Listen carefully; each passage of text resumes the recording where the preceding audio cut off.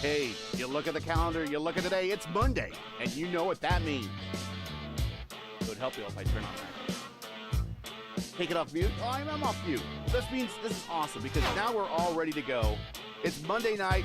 It's IndyCar night on iRacing. Hello again, everybody. I am Gary Gazzo. Welcome to Race First coverage of round 6 of Season 2, 22 of the Monday Night Indy Fix.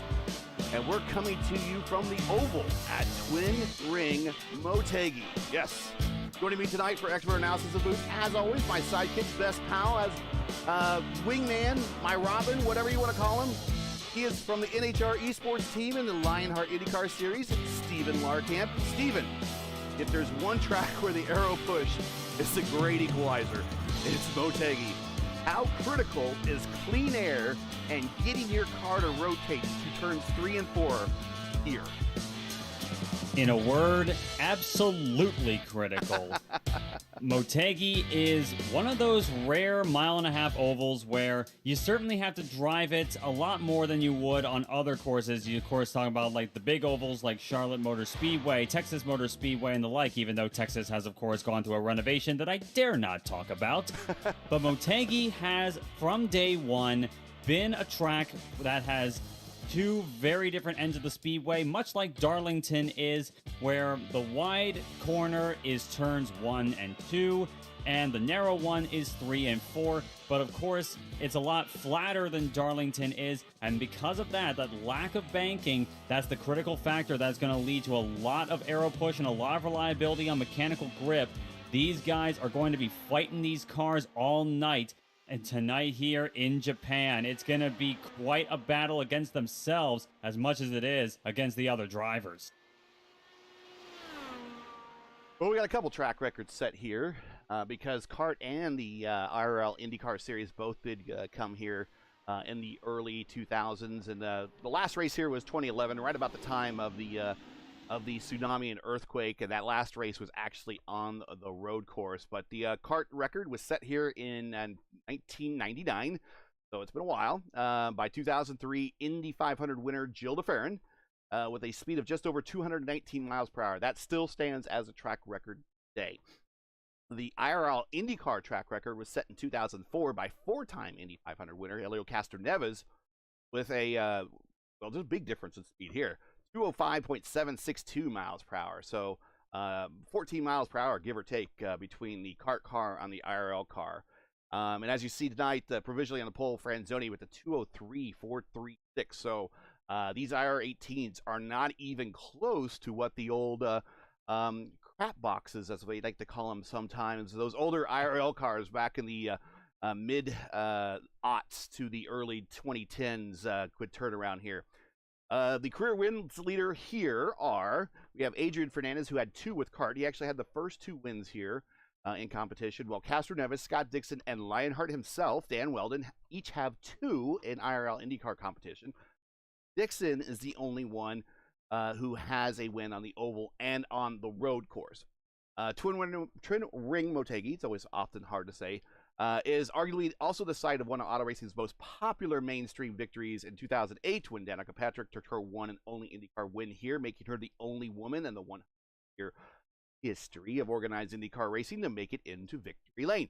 Stand by in the garage area. It's almost time to go racing. With that, let's take a look at tonight's starting lineup. But before we do, and you enjoy Race First coverage of the Monday Night Indy Fixed Top Split, and you respect the weekly stream, make sure you support us by smashing the like button below and subscribe so you don't miss out on the next race. We're interactive, so use the YouTube chat function to interact with us. Shout out to your favorite driver or team. Let everyone know who's at fault with that crash. And you let us know anything else you want us to know. Who you're a fan of, we'll make sure that we get them on camera for you. So let's get into it at Twin Ring Motegi here. About 14 seconds left to go here before we get into qualifying and gridding up.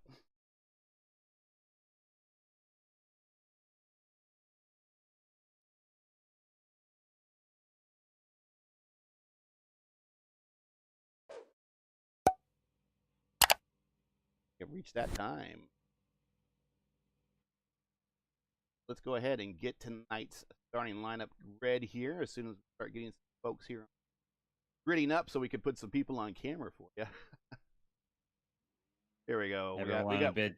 We got somebody willing to line up early here. Bit camera shy tonight, I would say. Yeah, no kidding. No kidding. There we go. I got a couple guys running in. So let's go ahead and get into tonight's starting grid here, and let's get graphics here off the screen. Here, there we go. And let's get tonight's starting grid. Steven, go right ahead. On the pole, one of the pole meisters so far this season, Rodrigo Franzoni in the number 13 with a 26.939. One of only 3 drivers tonight to break a lap time under 27 seconds. Alongside him will be the number 2, PDF himself, Pablo Diaz-Francis. Row 2, Adriano Pinero, who has won 3 of the first 5 events so far of the season on the Monday night broadcast. He rolls off third in his number 1 alongside the 8 machine of John Silva. Bray Shadid's number 4 machine starts 5th alongside the 16 of Bruno Miranda, who got in a lap at the last minute. He actually crashed earlier in qualifying, and that was a great last second attempt for him to get that thing up into the top 10. Mark Murphy's number 6 starts 7th alongside the 11 machine of Stephen Lee. Matthew Ponto in the 19 starts 9th alongside the 20 of Vito Sousa in 10th. Marcio Baroni in the 14 starts 11th alongside the 5 of Alexandre Ragon. Rafael Eckert, the winner on Monday night at Homestead Miami Speedway earlier this season, starts 13th. He'll have work to do for sure, alongside the 9 of Jeff Hysong in 14th. Adriano Ferporti in the number 7. He will start 15th alongside the 3 of Dylan Moskowitz. Justin the Commodore Dorr starts 17th in the 12 alongside the 15 of Matt Mercer. Nick Neben and Gil Ribeiro will be the last runners in the field there, shotgun on the grid. Ribeiro, the only driver to not post a qualifying time, and Neben with a rather slow qualifying, perhaps not taking it too seriously. He'll be wanting to gain track position there. They'll start 19th and 20th. A short field tonight, but there is some hype around the Indy Open schedule this week as they are at the Nürburgring, the combined layout of the Nürburgring. That is going to be interesting in its own right, but tonight we have not the 8 laps at the Nordschleife and the Grand Prix circuit, but 75 laps here in Motegi, Japan. This one, I think, is going to be very difficult for all these drivers to deal with, and let's see who ends up the one that makes it and the one that survives it the most well here. They're getting ready to go green here momentarily as they are on the narrow end of the race course. The turns 3 and 4, where the radius of the turn is smaller, as well as the width of the track is much narrower. It's still pretty wide course, and then you'll see going down the main straight into turn 1 how wide turn 1 is. But with the start in the first lap here, Stephen Larkamp. Franzoni on the throttle, green flag flies. Pinero going right with him. He jumps over Francis up to P2. Silva looking all over the back of Francis into turn number 1. Pinero trying to look to the high side, trying to keep that car in clean air as much as he can. That's going to be crucial. Franzoni, he's going to be looking and seeing that orange machine in his mirrors. Pinero down low. PDF looking to take it 3 wide into turn number 3. Oh. And Pinero squeezes through all of them, holds on to that spot. PDF looking to stay with them there, but it will be Pinero across the line. Franzoni holds on to second position. No, not quite. Francis got him at the line there, but Franzoni's got that high line in clean air there. He will clear him. Cut and thrust stuff in the early go. Oh, PDF's at the wall. We got 2 in the wall. We got Silva in the wall. We got PDF into the wall. Oh, and a crash behind him. Bruno Miranda's in it. More of them. Oh, multiple cars involved. Caution is out. So we got Dylan Moskowitz involved in this one. So this is actually, we had 2 different incidences, and we got Proporti's in it as well, and they might made additional contact after the fact. Yeah, and Dylan, I don't think is letting Proporti get away with a tow here. But let's go back and let's go back and take a look at this. We'll just reverse here on where we got Dylan Moskowitz on cam. We'll reverse on him. He's an innocent bystander here, but we had actually 2 different incidences occur here. Let's look at the first one with PDF. And let's go back in time here a little bit more. He just gets caught up. Once again, we were talking about the aero wash here. And even though he's on the wide end of the racetrack, you see right here, he's pushing up, pushing up, pushing up, pushing up, boom.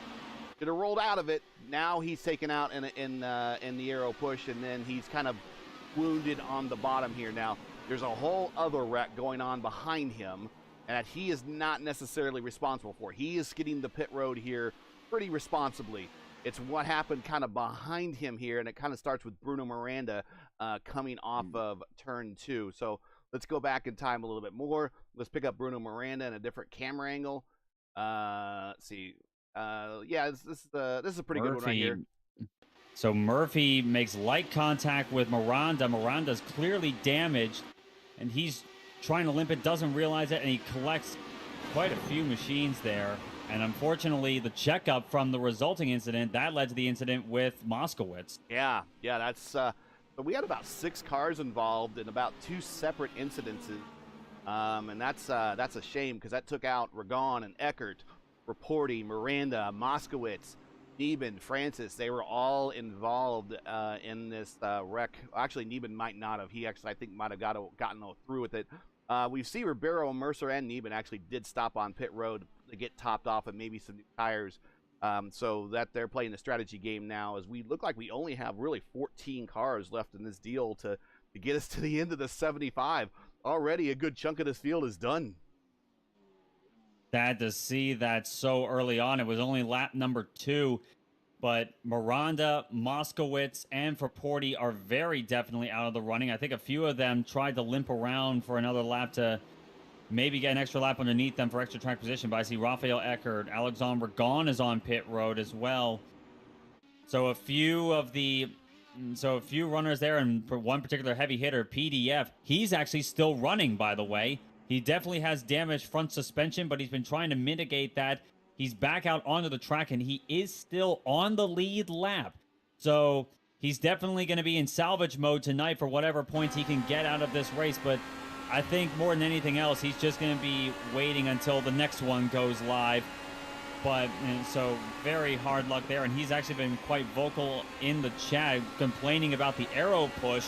And I think Pinero may have accidentally taken it as an insult towards him, because it's because while him and Franzoni didn't hit him to cause that incident, PDF was caught off guard by the aero push from the back end of that number 13 machine. It's been absolutely brutal in practice so far. I've actually gone out and sampled it myself before the race started, and you saw it clear as day on the monitor. That is going to be absolutely critical for these guys to be able to compensate for. So my question is a lot of these tracks, since the new tire model and everything has come out for the IR18, they've kind of been in their own category. They really haven't changed much conditionally.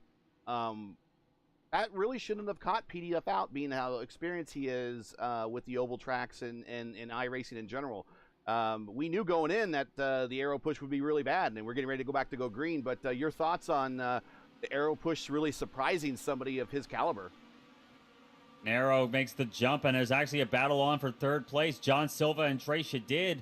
Silva will clear him on the low line. But getting back to your point, Gary, it's surprising in some ways that PDF was caught out by that, but in others, being the first race of the week and maybe not having as much run in the dirty air that he would have liked there, it may not be entirely surprising that PDF was caught out by that. And it's something that these drivers will get used to as the week goes on, of course. But being such a massive difference between, let's say, for example, a track like Kentucky or Charlotte, it's something that you expect, but not nearly of this level. In fact, I was out there in the car during practice, and at first I was taking a few of the corners there. Like I knew that was going to be a factor, so I backed out of it a bit more. But even then, with a car in front of you, that is still going to be absolutely brutal, and it almost put me in the wall a few times, even when I compensated for it. So these guys are going to be playing a big game of how much can I get away with, as Silva takes off down the straightaway trying to catch up to Franzoni for P2. But now Shadid and Mark Murphy are starting to go out in a battle for fourth.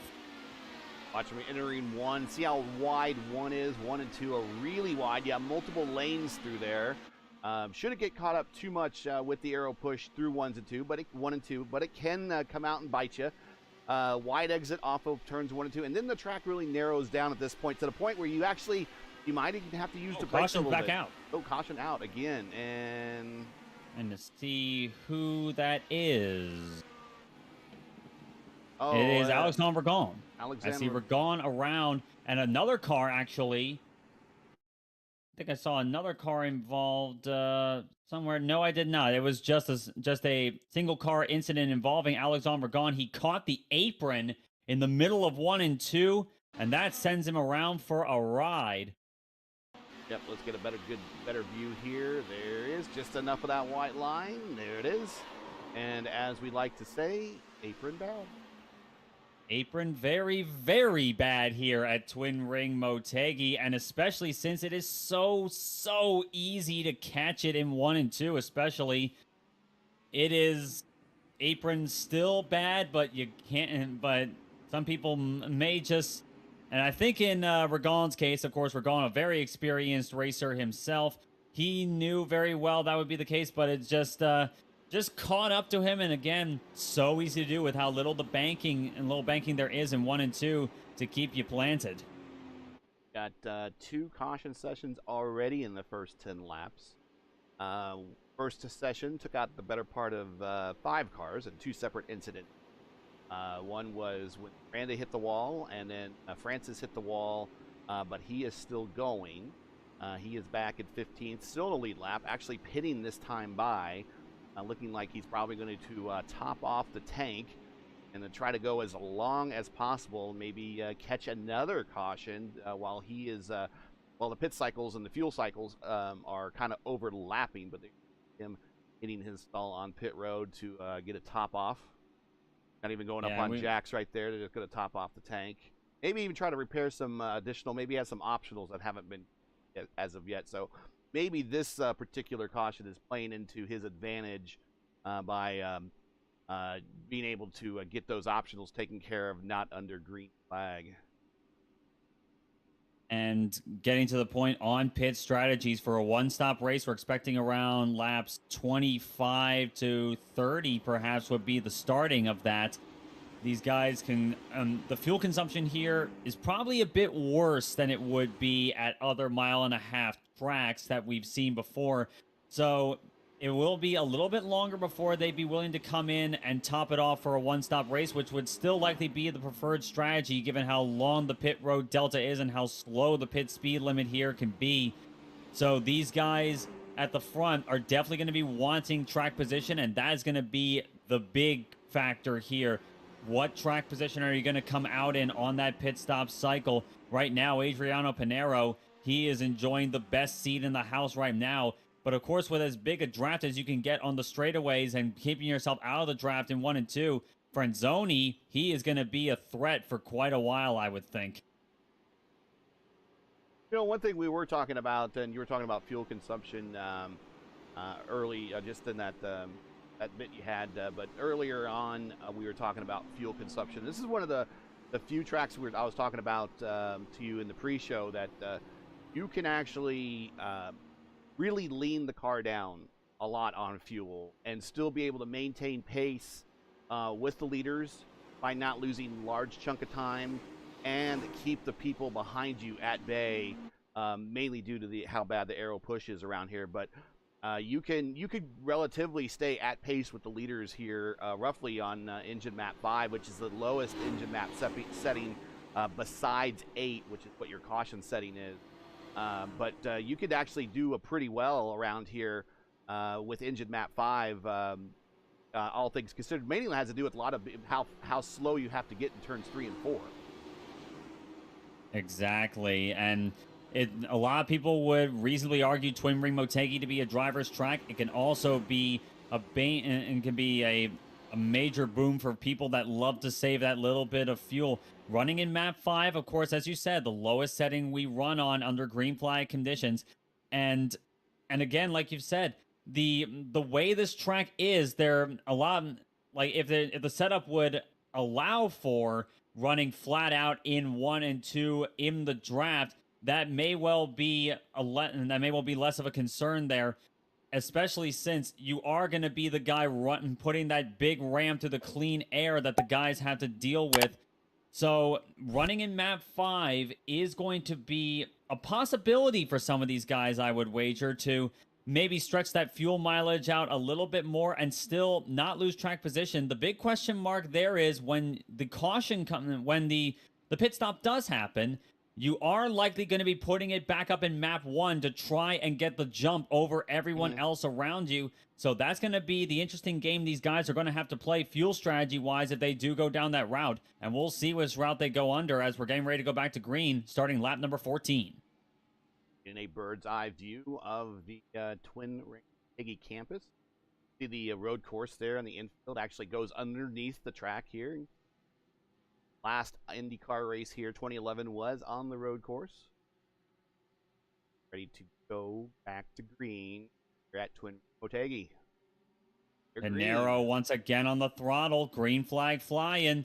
Franzoni trying to stay with him. He does so reasonably well. Silva right in his wheel tracks as well. Pinero away into turn number 1. Keeping an eye on Franzoni. We're going to see what he is going to be wanting to try here as they get themselves up to speed.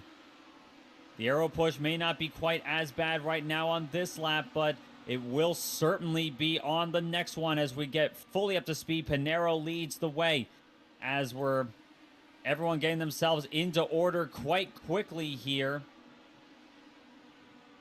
Franzoni staying a 1 lane higher there on the entry to turns 1 and 2 and down that back straightaway. Pinero has got a good gap over him right now, and we'll see if that will be enough to ward him off by the time he gets to the corners.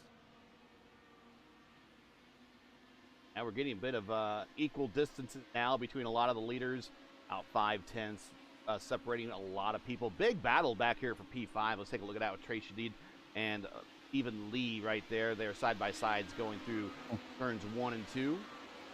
And you can see what I meant there with Stephen Lee. He was trying to hold that bottom line there, but Shadid, just that little bit of aero wash from Shadid's car forced him up the hill that little bit more. So Lee not quite able to do it on that lap there, but he is still firmly in his wheel tracks. I'm seeing also behind him as well a battle between Pronto, Door, and High Song for P8. That one's looking to be pretty interesting as well.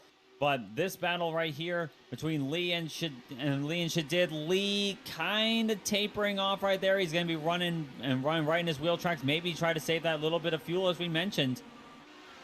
Hey, I just noticed the Brazilian flag-colored car of Gil Ribeiro, who started shotgun on the field back there. He is now up, threatening to break into the top 10. He's up 9 spots since the start. And just underneath High Song just a little bit there. High Song's going to be able to hold the advantage coming off of turn 2 down the backstretch. But Gil Ribeiro already up 9 spots up into threatening down the bottom part of the top 10. Fantastic start so far for Gil Ribeiro do Brasil as he's running right in the wheel tracks of Jeff High Song. Wasn't quite able to make it work that time by, but now he's got Matt Mercer all over in his wheel tracks there as High Song works that high line there, cuts his nose down in front of Ribeiro. There's that push we were talking about. It forced him up the hill that little bit more, and that's going to ruin his momentum on the following straight.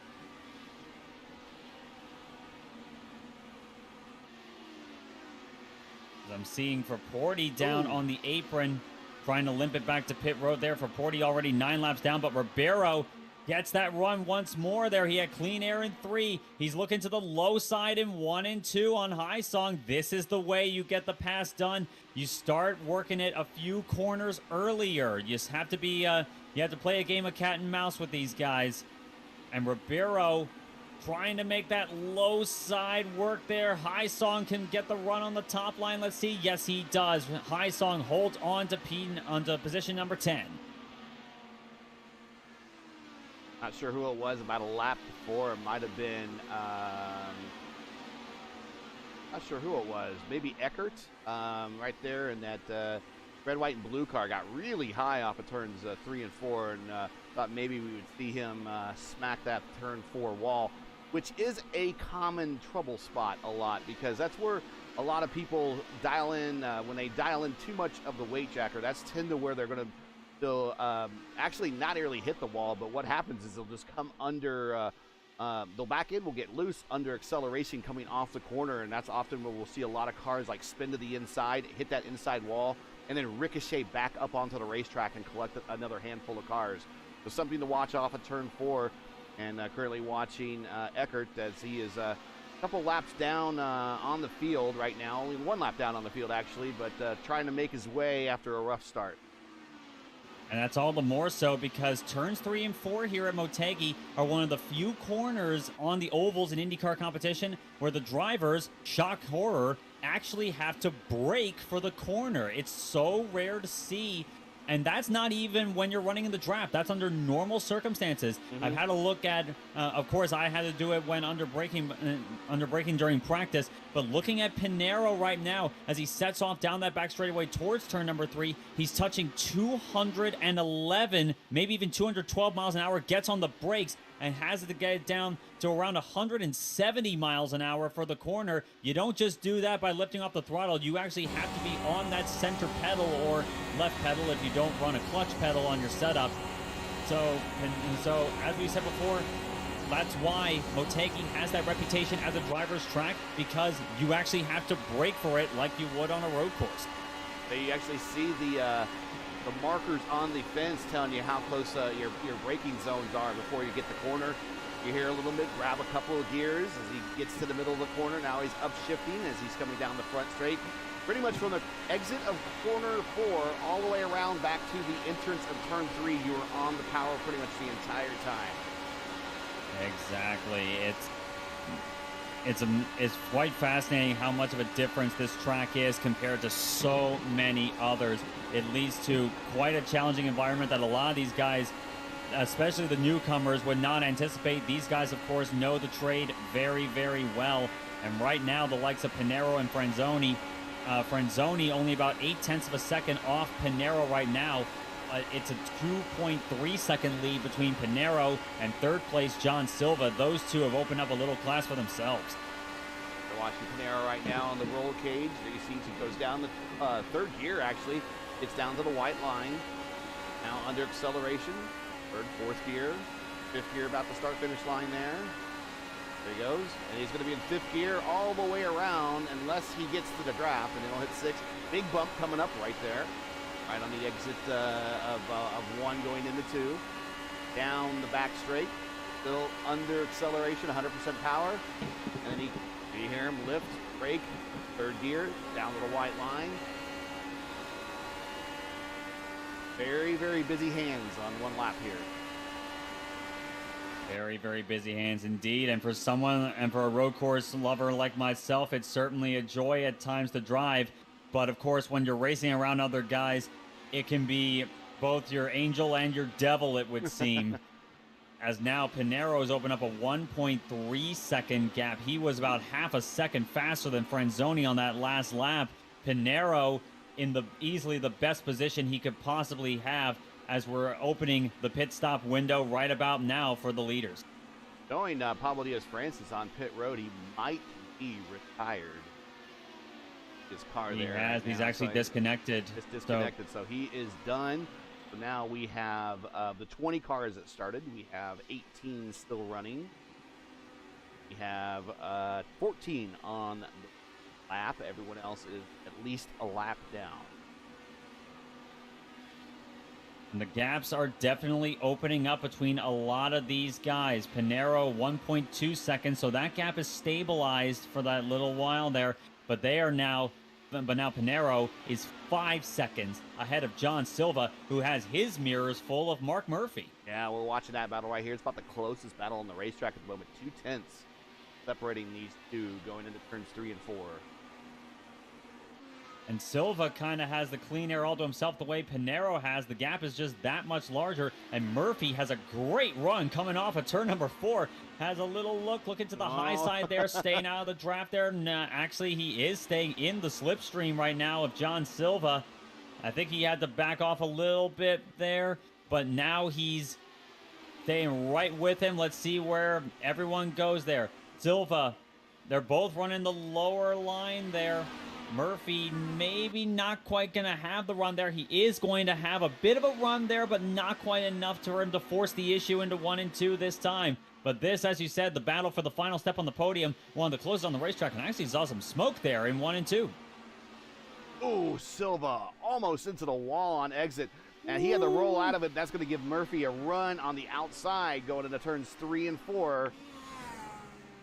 There's somebody hitting pit road right here. Now Silva Dylan making Moskowitz. a defensive move. No, that's not trying Dylan to throw. Moskowitz. I'm not sure who's hitting pit road right now, but Silva playing hard defense right now against Mark Murphy. Once again, running a bit higher there. Silva trying to throw him out of his slipstream. Murphy has a peak down low, not quite enough to get up alongside him. He'll have to save that for a little bit later, but this battle for third looking very fun right now. Yeah, that tire smoke was Nick Neven. He is in pit road right now, looking like some parts are not as stationary as they were on his car a lap prior. So he is on pit road getting some repair. Might be done. We'll see. Here comes Murphy to the inside of Silva going into turns 3 and 4. Who's going to outbrake who? That higher line is the faster line. Is moving him. He's moving him up though, and he's up in the gray where he's just going to have to concede the position. And Murphy, in that Stroker Ace throwback sponsor right there, moving up into the 3rd spot.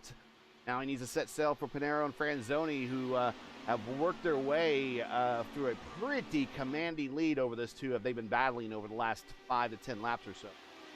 And this battle has only extended that.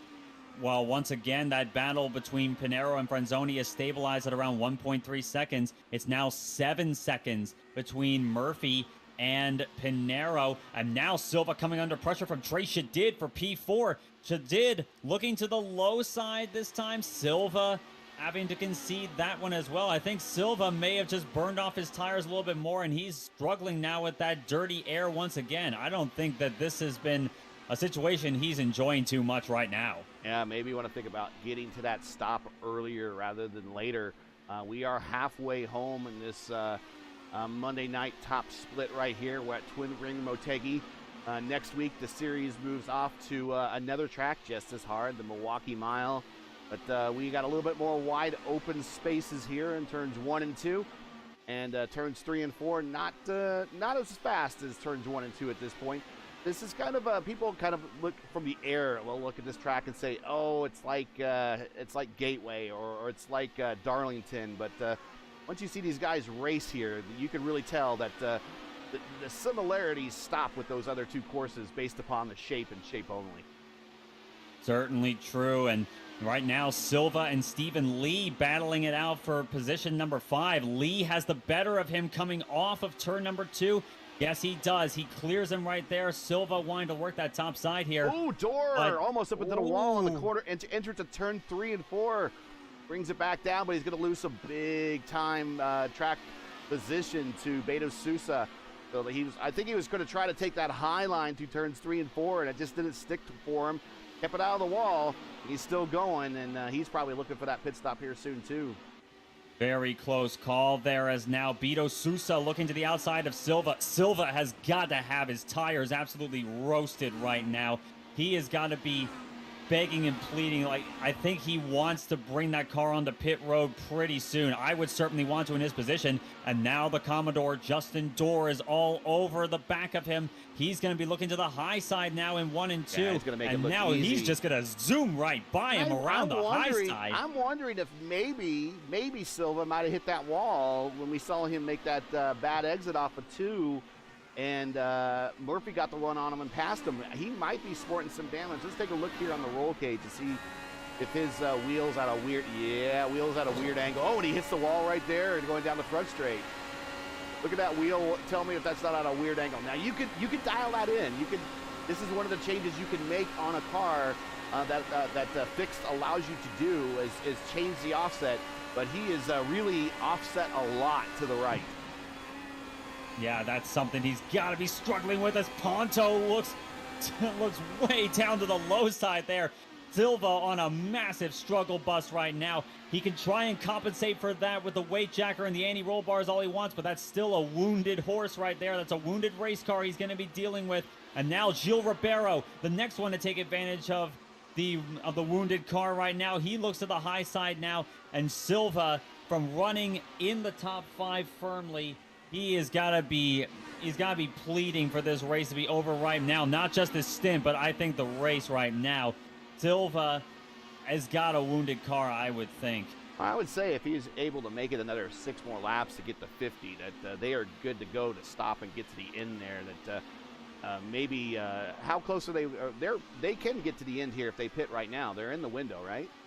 Oh, very firmly. They are certainly in the window right now. We're working lap number 44 out of 75. We're just over the halfway mark here. Everyone is going to be clean and green to go for tires right now. Is Pinero, a little bit of an awkward moment there with Moskowitz.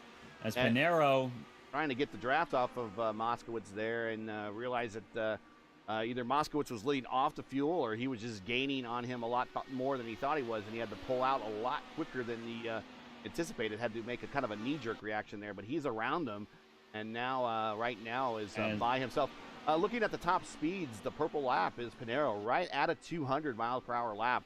Laps here under race conditions by the way, aren't very fast as comparison to qualifying, but 200 is the fastest lap here currently at the moment. Currently, the purple lap held by Pinero. Right now, the first of the front runners has come in. Stephen Lee, who was running P5, he has made the dive onto pit road. Fresh tires, down and away he goes. 50 miles an hour, your pit road speed limit here at Twin Ring Motegi. Quite unusual for a circuit in Japan. They're not basing this pit road speed limit off a even number in kilometers per hour. They're using miles per hour here on the ovals to accommodate for us our less even numbered American, shall I say. We don't like the metric system too much. Now Franzoni is down in the way. He is done, and right now we wait for the top 5. Mercer is worked his way into the top 6 here, and he actually pitted on one of those earlier yellows that we had, so he's about 4 laps to the better than everyone else at the moment that's ahead of him. So we might see him lead a couple laps here as he as he stints overlap. But Pinero, Murphy, Shadid, Door, Pronto, they're all 48, 49 laps into their current stint, so they're looking for pit road about any time now. Very definitely. They're going to be one. Matthew Ponto onto pit road, running just in the top 10 right now. He started 9th, currently scored in P9 right now. Pinero staying out for another lap. We're working lap number 50. Of course, those 2 cautions are definitely going to help his fuel number out there. And Pinero, I think he's going to be wanting to stretch this fuel out as long as he can right now to maintain that track position. That's what he wants more than anything else. Franzoni on fresh tires there. He's had a car to deal with there. Yeah, he moved right around. He just moved right. That's the difference between new tires and old tires. The Shadid's coming in. Trey Shadid onto pit road. Currently scored in 2nd right now. He was battling with Silva for a top 3 for a good chunk of the night so far. And moved Justin Dorr now up to P2. Pinero still turning laps right now. He will stay out for another lap now, so that'll be at least 52 laps on this stint. And the same can be said for Justin Dorr right now, unless he comes in. He's making his way through 3 and 4 right now. And he will keep going. Pinero, Dorr, Silva, Baroni, Haisong. These are remaining cars that have not stopped yet. Here comes, nope, I thought he was going to make that turn down pit road as he kind of cut down across the nose of Mercer there, but Pinero's continuing his run here. Now 53 laps into his current stint. Can be somewhat deceiving at times because that is the normal racing line we've got here. Meanwhile, here's a big tussle right now. Baroni and Silva for P3 on the circuit right now. Of course, these two have not stopped. And they got themselves a little gaggle of cars here, especially a couple of fresh tire runners. One of them... Oh, yeah, both of them right there. Let's see, that's Ribeiro, who is just stopped. And who else we got there? That's Beto Sousa, who also just stopped. So these guys got no place to go, and they got fresh tires. Just they're not. Whoa! Look at how much they all have to break in through there. You got fresh tires, but how much of it are you going to be using here to get by these guys? This is going to be a bit frustrating for Ribeiro, especially. He's right behind Beto Sousa, and as he drifts up a little bit high there. That's that's John Silva, one of the guys who stayed out for a very long time. Pinero is on pit road, by the way, and so is Justin Dorr. Dorr is down and away. He pitted a lap earlier. Baroni's going to lead a lap here. He's going to, well, he might. He's going to take control. He's going to take the lead here. Let's see if he leads the lap. He has worked his way around Pinero here in the overlapping cycles. So he is now back down the backstretch. Does have right behind him Beto Sousa, who would like to have his lap back before a caution hits. What happens is Baroni now, he's going to go one more lap, so he is going to get credited with a lap lead here at Twin Ring Motegi. Right behind him, John Silva, just hitting pit road. He had to light it up, but he made it down there. He is now on pit road to get full service as well to take him to the end. Pinero is back out under full power, and he is behind Franzoni. Now, the big thing is here, Franzoni obviously got the over because he stopped earlier and managed to jump Pinero, but Pinero now has fresher tires and should be able to make this pass. However, we have seen, and we've told you a number of times, how bad the aero push can hold someone at bay behind you. And right now, I think Pinero doesn't entirely care. He wants that spot back, running well up there on the higher line there. He's trying to get as much grip on him as possible, but then getting back into the draft as they head down the straight. Pinero all over his wheel tracks right now, as once again looking to the high side there in 3 and 4. Not only is he going to get clean air, but he might get a launch off that little dip in the banking there. He's going to stay right with him pretty fairly even. But so now Franzoni, the pole sitter, cycles back out to the race lead for the first time since, I believe, lap 2 or 3 so far. Yeah. Franzoni has been running second fiddle to Pinero all night long, but now he's going to be savoring that clean air. Well, he would if Jeff Highsong in the number 9 wasn't in the way. We just saw Baroni make his pit stop, and he made a very conservative stop by entering the apron off of turn 3. That ultimately cost him a lot of time, but it's got him onto pit road safe and sound. So maybe he was concerned about hitting pit road with very, very used tires. It's a pretty slippery pit road here. So he is down and away. He is done, but he is now falling back to 13th. Let's go down your, before we get about 15 laps to go here. Franzoni, Pinero, Mark Murphy is now up at the P3.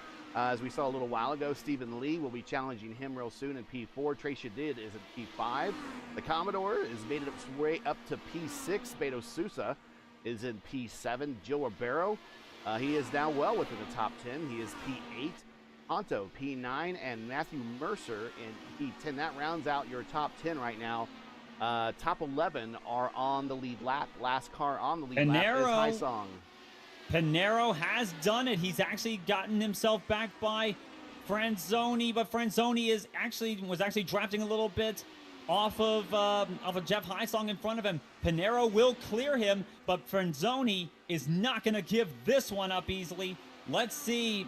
Is he going to have a look here? He's actually running right in his wheel tracks in 3 and 4 there. That's going to lead. Oh, you can see it. That aero push there. He's lost a lot of momentum there, but move Pinero back up to the race lead. The fresh tires have worked out quite well for him, I would say. Yeah, fresh tires, lighter tanks, should be making faster times. That time by Pinero, 27.7. Franzoni, a 28.2.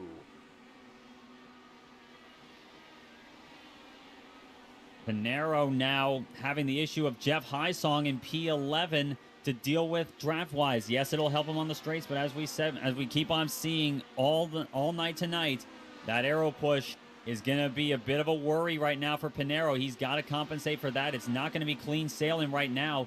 Working lap number 63 of 75. come into the line this time. We will have 12 to go.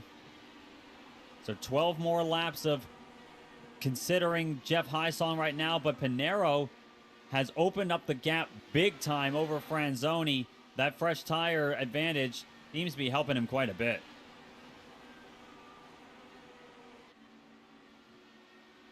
Taking a look at our closest battle on the racetrack at the moment. Closest battle really is like 0.6 of a second lead. This is Shadid over Justin Dorr. And then a little bit further back into the top 10, we got Ponto and Mercer have one of the closer battles going on.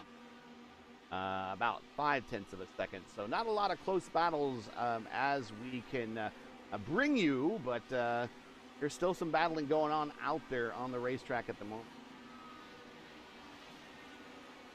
Meanwhile, I'm seeing Pinero still trying to get himself by Jeff Hysong right now. This has got to be at least a little bit frustrating, even though the gap between Pinero and Franzoni is opened back up to 1.2 seconds. Hysong is actually, I've heard over the radio, he's going to be letting him go here in turn 1. There he goes.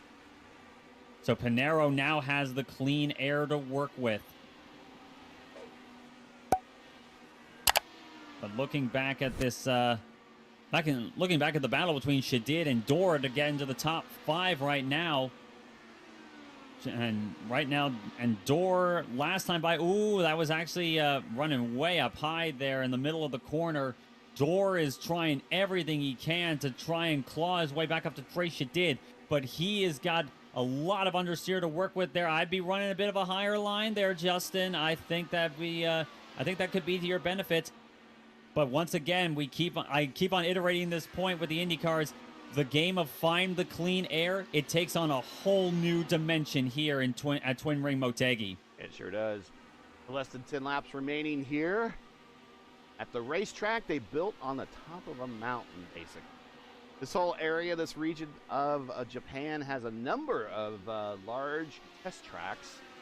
Look from Google Maps, you'll pretty much see within a short distance around Twin Ring Motegi, you'll see the Nissan Proving Ground, as well as there's a Japanese government-funded test track that they have up in this area as well. That is a 3.4 mile oval they're having that facility right there with 45-degree banking on that oval. The Nissan Proving Grounds has a 2-mile oval, very short and paper-clipped shaped. But you can all see these from Google Maps if you find Twin Ring Motegi, and then you kind of zoom out, you'll see these other facilities that are cut out into the side of the mountains as well. It's a very hilly, very mountainous area in this portion of Japan, just a little bit north of Tokyo. And rather, perhaps unsettlingly to some, Twin Ring Motegi is the nearest major Japanese motorsports facility near the Fukushima Daiichi nuclear power station, which, of course, we all know what happened there. And in fact, the oval that we're running on tonight was partly damaged by the magnitude 9.0 earthquake that triggered the tsunami that caused the Fukushima incident.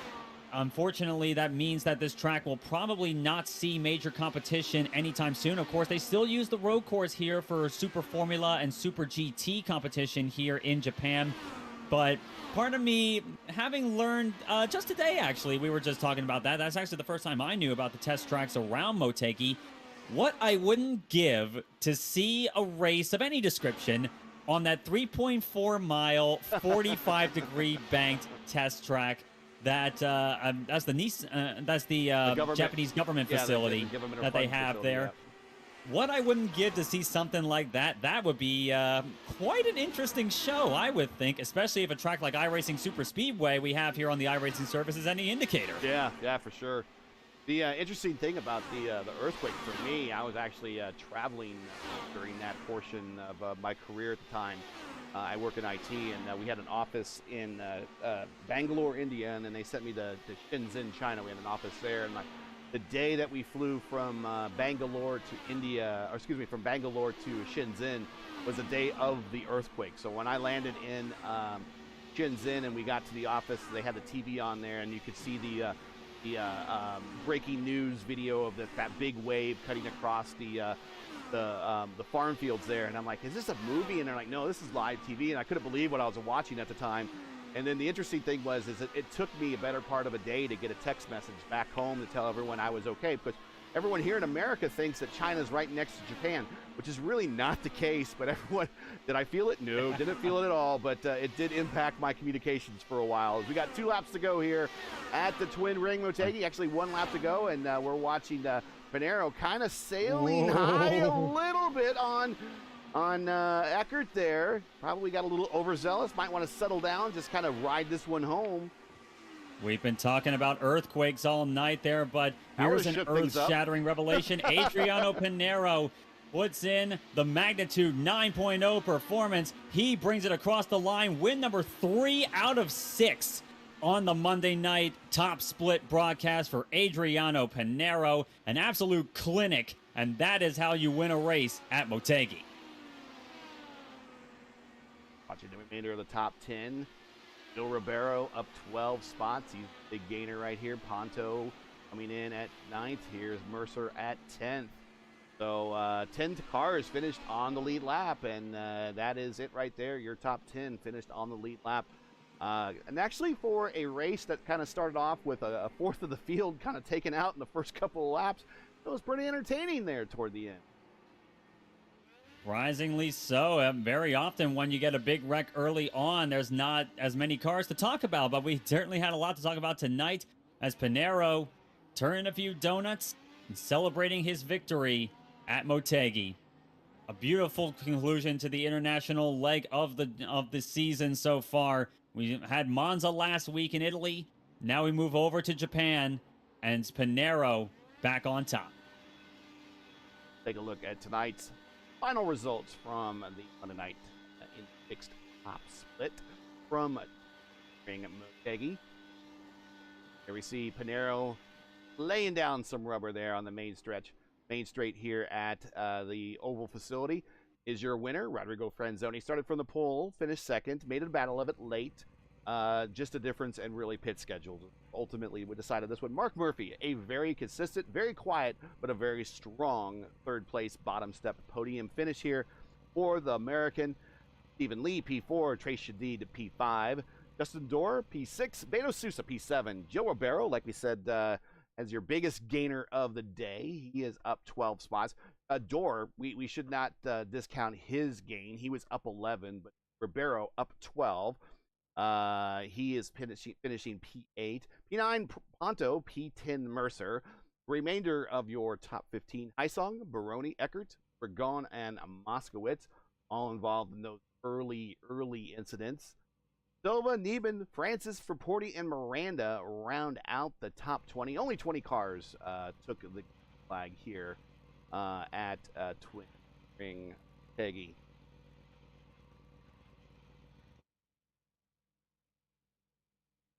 Well, real quick, we'll see if might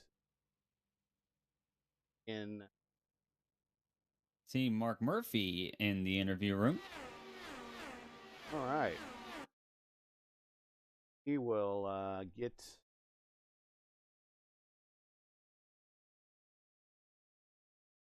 Mark Murphy on here. We'll bring him on in.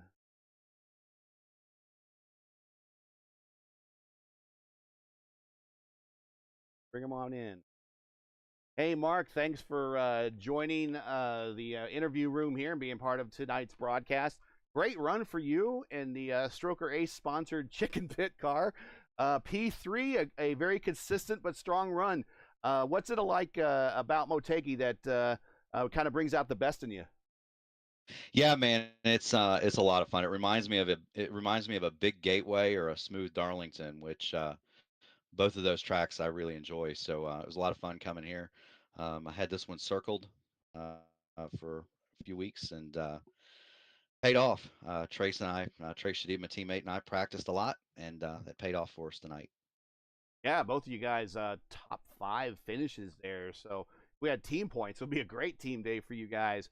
Tell us about your race, though. Those opening laps were a little hairy. Yeah, that lap, that crash on the second lap really kind of happened right in front of me. I got a little contact to 0x. I had Steven and Trace look at it for me though, and everything was all right, thankfully. But I just missed getting a big piece of that for sure. Um, Felt a little bump, but thankfully nothing got bent. Steven?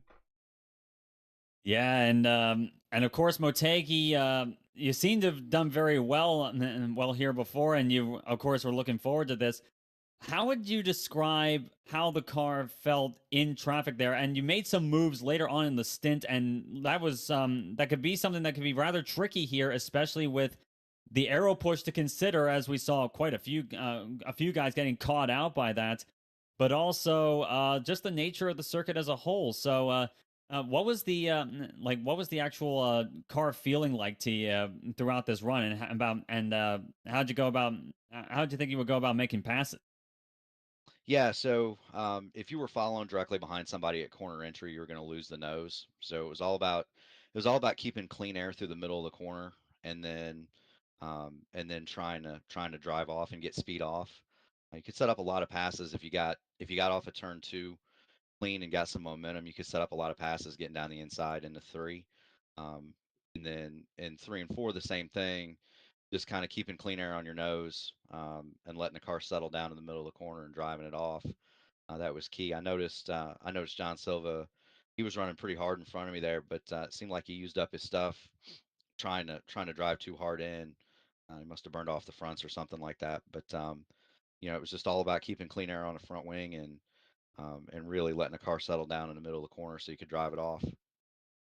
Well, a great finish. You definitely earned it. You've been so close so many times on a lot of these top fixed or these top split races with the fixed series where you're kind of in contention, and for one reason or another, not your own fault most of the time, somebody kind of collects you, and you're able to definitely pay it off today.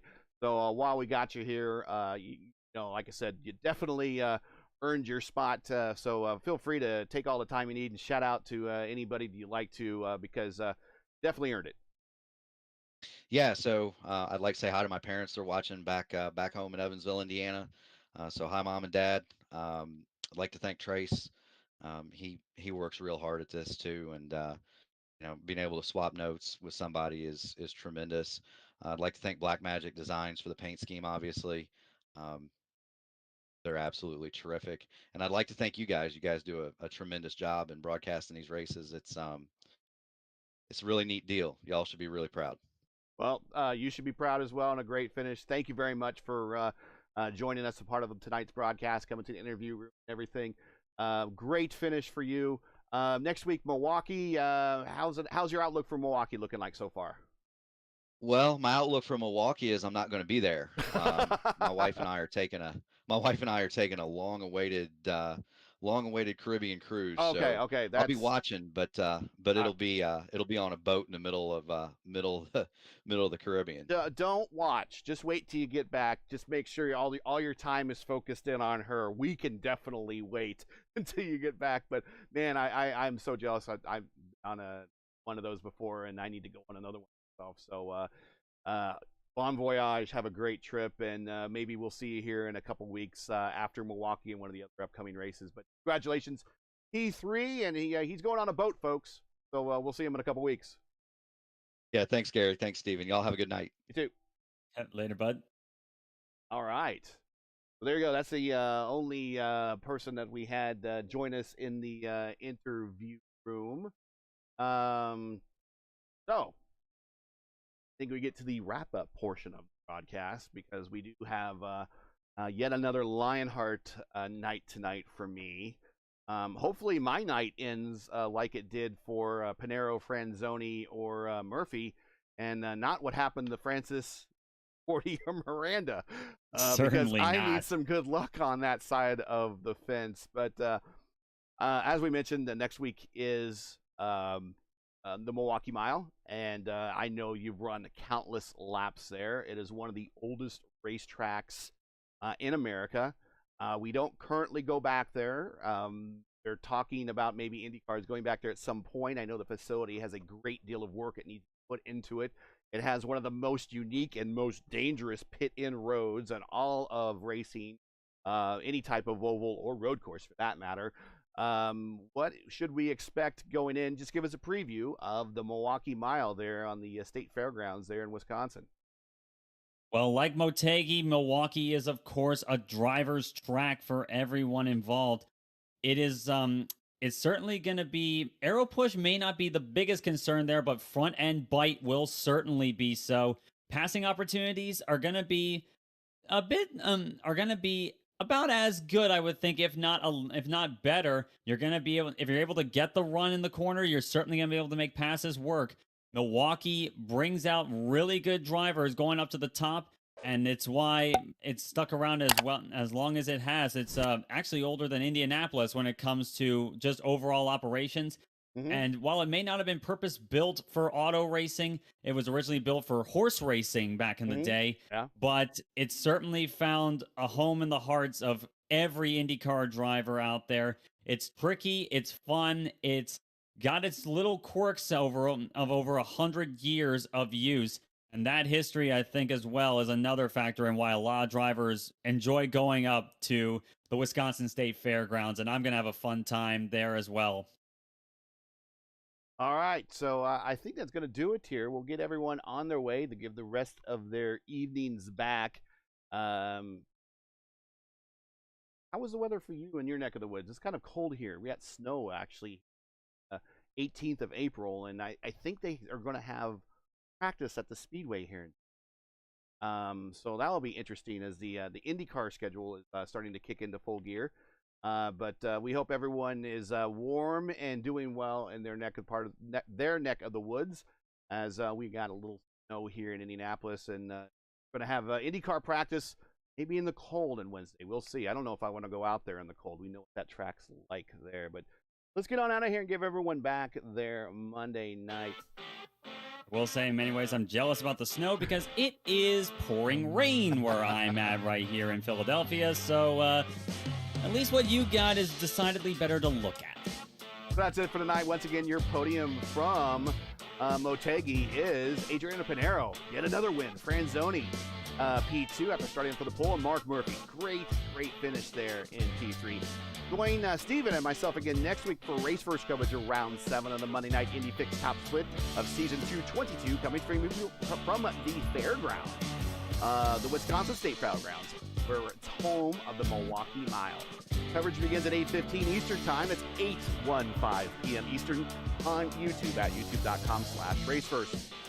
Hey, we love bringing these races to you, but they're not easy and require time and money to produce.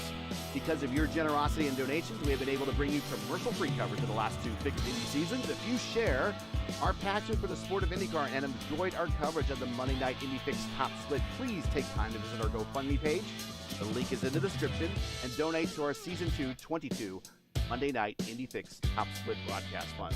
We do realize the times are tough, so any contribution would be greatly appreciated. We thank you for watching and making us part of your Monday evening and every week. Now, as you know, the YouTube algorithm game is not easy, so please help support Race First with the weekly grind. Leave a comment below, let us know tonight's race, and if you enjoyed tonight's coverage, support us by smashing the like in the video. If you're new, click subscribe, and while you're at it, hit the bell for weekly reminders so you don't miss out more Race Versus iRacing programming, including our continuing coverage of the IndyCar iRacing Series Friday Top Split, and this summer, the return of the Schaefer IndyCar Series and the Race First Formula Indy Series, all this summer.